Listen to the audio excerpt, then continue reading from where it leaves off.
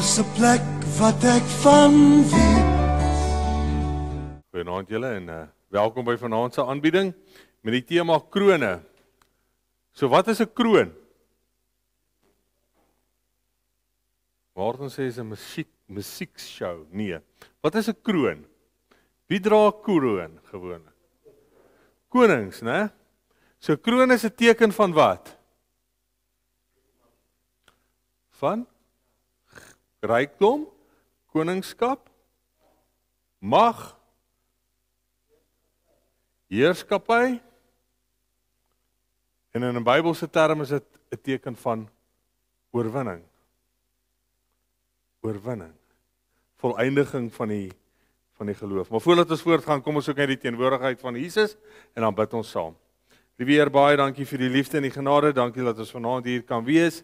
Die woord kan oopmaak, daaruit kan lees. Bietjie daaroor kan gesels.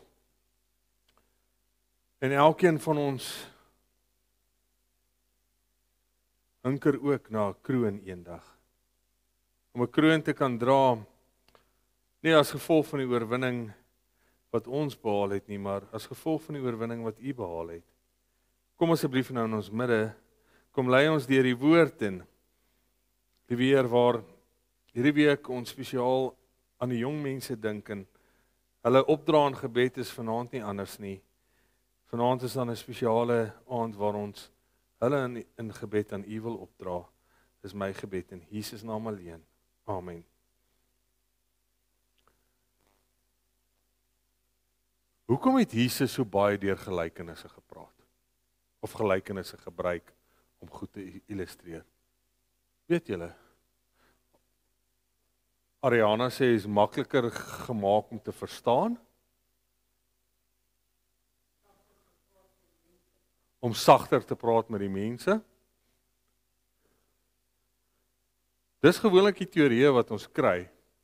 Maar as jy die Bybel het, wil ek jy graag uitnooi in Matteus 13 en dit oop te maak. Jesus gee die rede daarvoor. En dis eintlik nie om sagter te praat met die mense nie, maar om geheimsinnig te praat sodat ander dit nie kan verstaan nie. Matteus 13 vers 10. En die disippels het na hom gekom en vir hom gesê: "Waarom spreek u tot hulle deur gelykenisse?"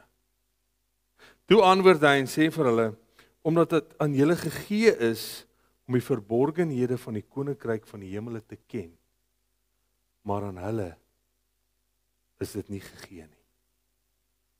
Want hy wat het, aan hom sal gegee word, en hy wat oorvloed het, maar hy wat nie het nie, van hom sal weggeneem word ook wat hy het.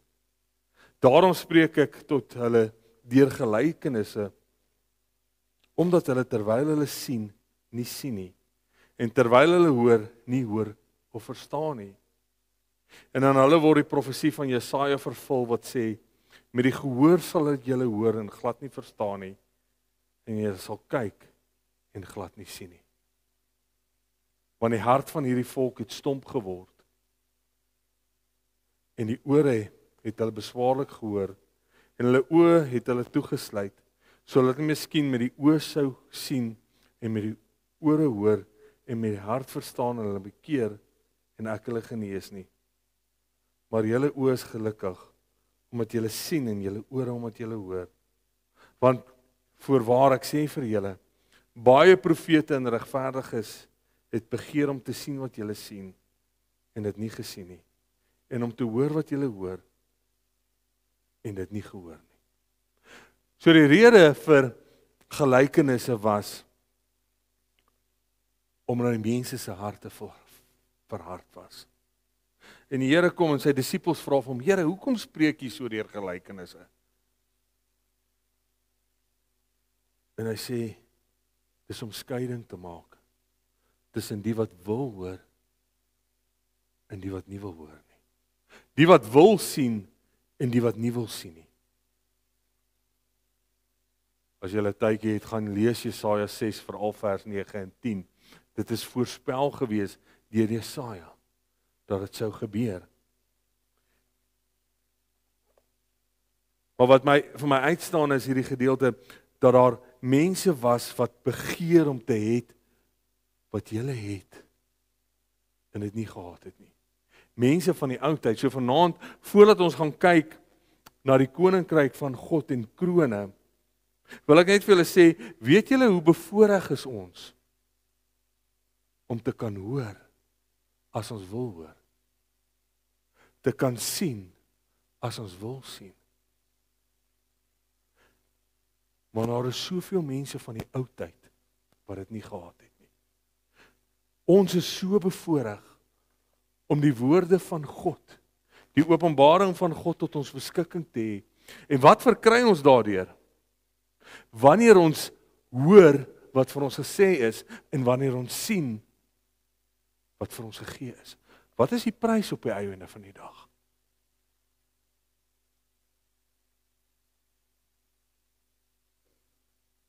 Antoinette sê die ewige lewe, die kroon van oorwinning, die ewige lewe.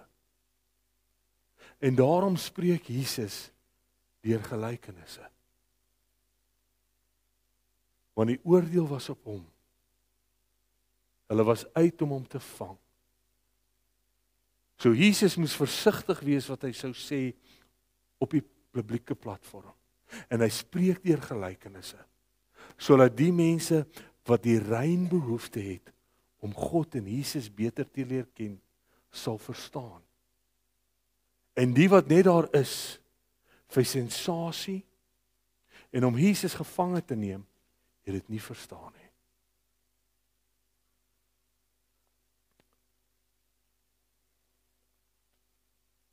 En dan is die vraag, wat is die koninkryk van God?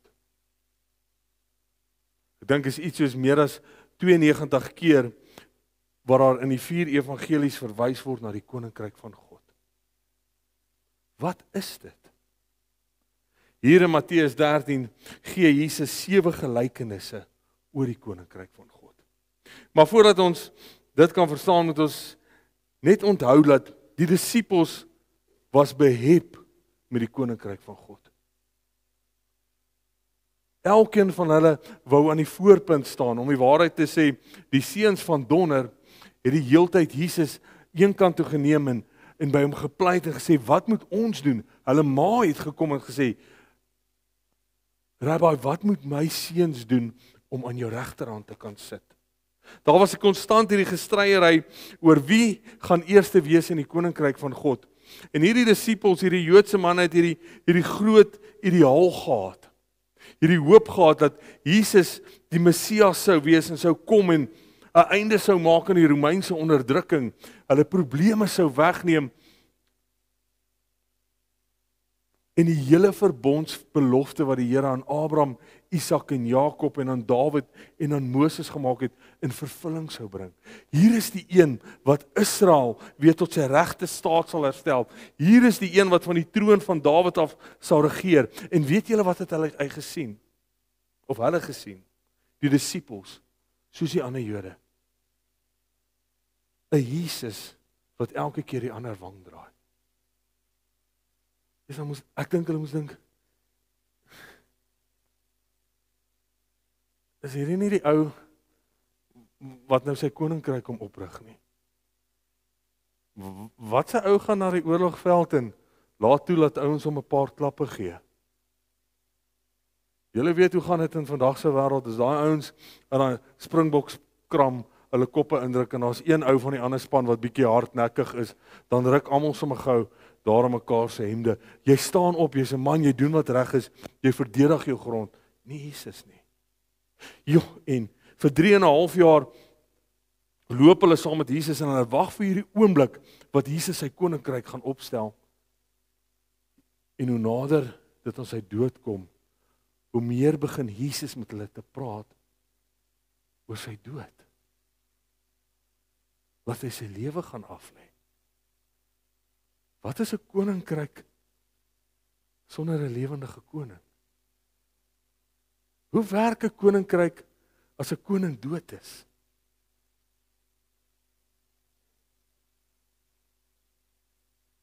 En so gebeur dit dat selfs die aand wat hulle swaard geneem het en gereg in eie hande geneem het, Jesus hulle tereggestel het. Dan skielik hang Jesus daar op 'n houtkruis wat sê, hier hang die koning van die Jode. En daar is geen vorm van terugveg nie. Totaal en al net 'n vorm van oorgawe.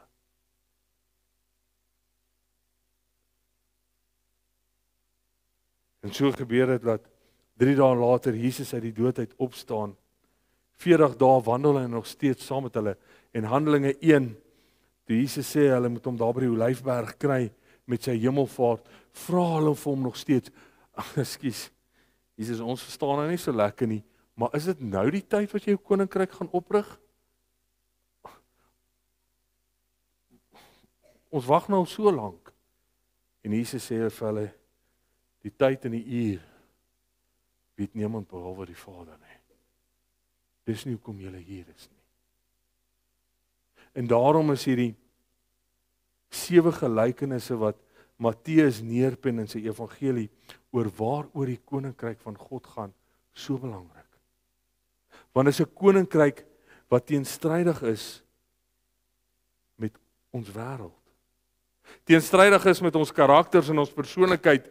Ons wat net wil oorwinning sien en wil sien hoe ons vyande uitgewis word en hoe die Here sy koninkryk oprig en hoe ons dan eerste is aan sy regterhand sit. So die eerste ene is die gelykenis van die saaier.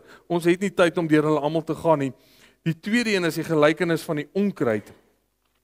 So die saaier, julle weet die saaier kom en hy saai die saad op verskillende plekke en dit val op verskillende plekke. En dit is wat die Here sê oor sy koninkryk. So die goeie nuus, die evangelie gaan uitgaan en die saad gaan oral val. Sommige gaan dit aanneem en opgewonde wees, maar die goeie nuus gaan vinnig aan hulle sterf.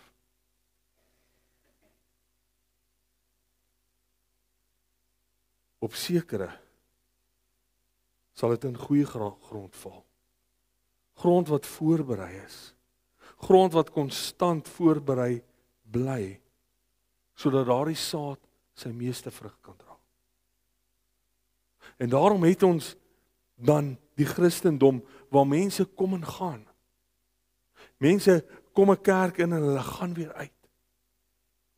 Dan is hier die gelykenis van die onkruid en julle ken hom waar die onkruid en die koring saam groei en die landbouers wil dit uitdruk maar die werkers wil dit uitdruk maar die landbouer sê nee. Wag tot die einde toe en ek sal hulle bymekaar maak. Dan het ons gelykenis 3 en 4 en dit gaan ek gou vir julle lees hier in Matteus 3 vers 31. En 'n ander gelykenis het hy aan hulle voorgaan gesê die koninkryk van die hemele is soos 'n mosterdsaad wat 'n man neem en in sy land saai. Want wat wel die kleinste is van al die soorte saad, maar as dit gegroei het, groter is as al die groentesoorte en 'n boom word sodat die voëls van die hemel kom en 'n nes maak in sy tak.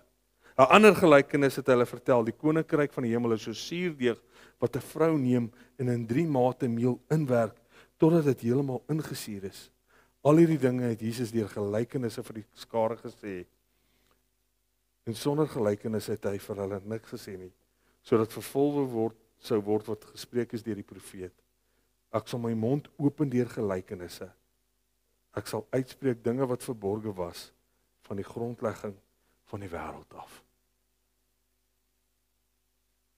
En dan is die laaste 3 gelykenisse die verborge skat, die parel en die visnet.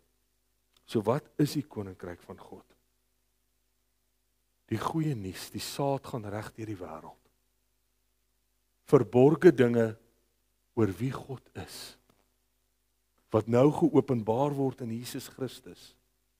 En hulle wat wil sien, sal sien. En hulle wat wil hoor, sal hoor. Dis die goeie grond. Maar dan is daar ook 'n ander ene wat kom en verkeerde saad saai. So daar's altyd konflik in die koninkryk van God. En daar gaan altyd wees.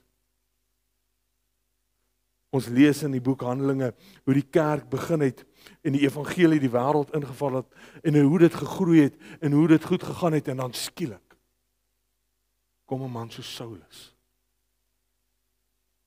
En daar kom vervolging en Nero kom. En daar's twis en daar's drama. Maar weet dit sê Jesus, laat hierdie koninkryk soos 'n mosterdsaadjie is. Dit het klein begin. Alleen het hy gehang daar op Golgotha. Maar dit het soos 'n veldbrand deur die wêreld gegaan. Reg deur die wêreld. Tot vandag. Die Christen boodskap. Die boodskap van God het die wêreld verander. Dis as gevolg van die Christen boodskap wat skole opgerig is. Sodat die mense kon leer lees, nie om dokters te word en professors nie, sodat die mense kon lees om die goeie boodskap self te hoor en sien. Dis as gevolg van die Christen boodskap dat mediese dokters sendelinge geword het en in derde wêreldlande ingegaan het. Dis as gevolg van die Christen boodskap dat ons hospitale en klinieke het en mediese personeel.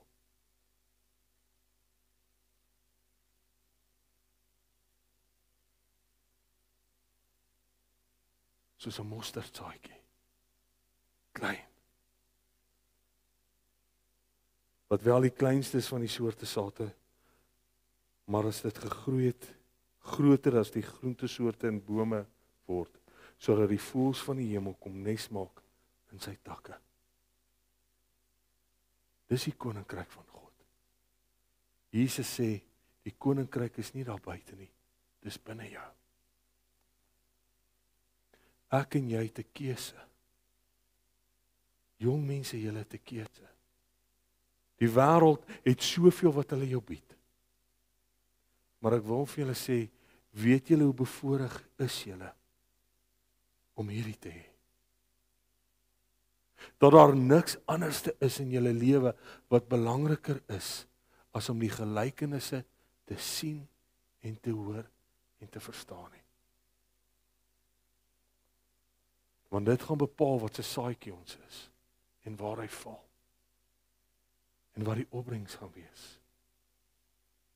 En of ons saadjie gaan wees soos daai mosterdsaad wat klein is hier binne, klein. Maar dan groot word. Waar ons 'n seëning is vir mense reg rondom ons. Waar hulle kom in die skaduwee soek van ons takke. Gaan ons soos daai suurdeeg wees. Het jy al gesien hoe klein 'n suurdeeg as jy hom in 'n bak deeg inmeng? En naderhand kan jy hom nie eers sien nie. Hy is so vermeng met die deeg en dan sit jy daai deeg in die son. Wat gebeur met hom? Hy rys en hy word massive. En dan bak ons hom en dan wat doen daardie brood vir mense? Dit voed hulle. Dit voed hulle. En daarom is my gebed vir myself en vir die jong mense vanaand. Dat ons nie die Bybel sal weggooi nie. Dat ons hom sal lees. Dat ons hom sal ondersoek met 'n rein opregte hart. Met die soektog. Nou Here, is dit nou die tyd wat U koninkryk gaan oprig?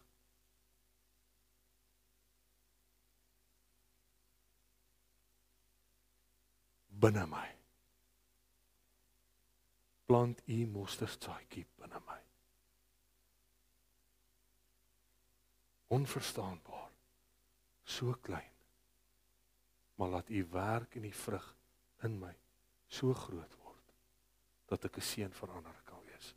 Amen. Niks anders in hierdie wêreld maak saak as dit nie.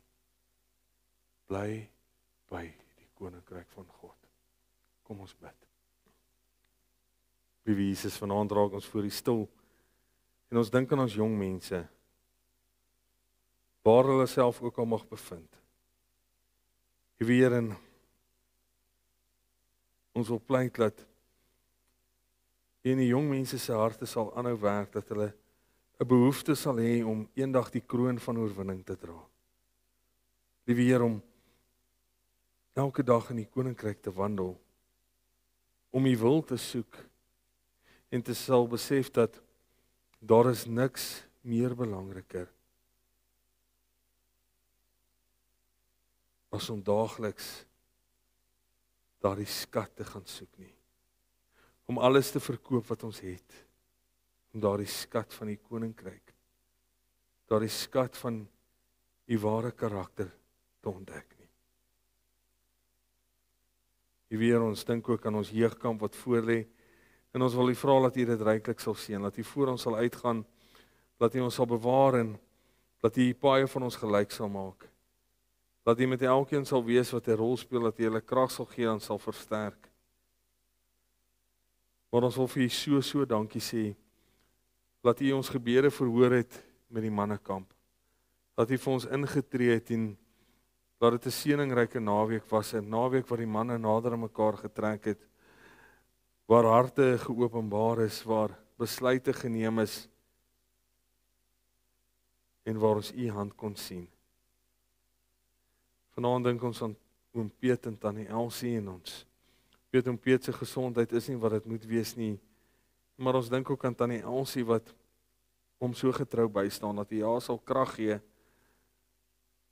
dat U liefde en U koninkryk ook deur hulle gereflekteer sal word. Ons dink aan Basil wat die 2 hartaanvalle oor die naweek gehad het, wat hier in die staatshospitaal lê, waar daar geen hulp tans is nie. Daar's geen uitkoms nie, die masjinerie is stukkend, die dokter is op verlof.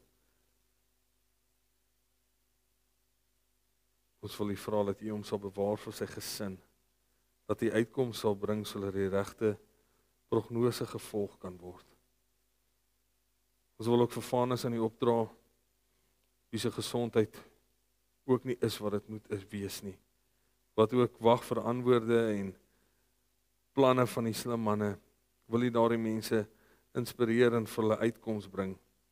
En dan wil ons vanaand vir U dankie sê dat dit beter gaan met Andy, dat hy op 'n goeie plek is, liewe Here. Ons bid dat die medikasie, die aanpassing van die medikasie beterskap sal bring en dat Andy net van krag tot krag sal gaan. Vanaand bid ons vir ons kinders met die vakansie wat voorlê, dat U hulle sal bewaar. En ons geliefdes wat dalk op die paaie gaan wees, wat gaan weggaan, dat U hulle sal bewaar, dat U hulle veilig sal terugbring. Ons bid vir ons boere, ons bid vir veiligheid, ons bid vir U beskerming. Maar liewe Heer, ons vra U, bo dit alles, dat U sal ingryp in ons lewens en ons nader sal trek aan U, as wat ons ooit van tevore was. Dis my gebed in Jesus naam alleen. Amen.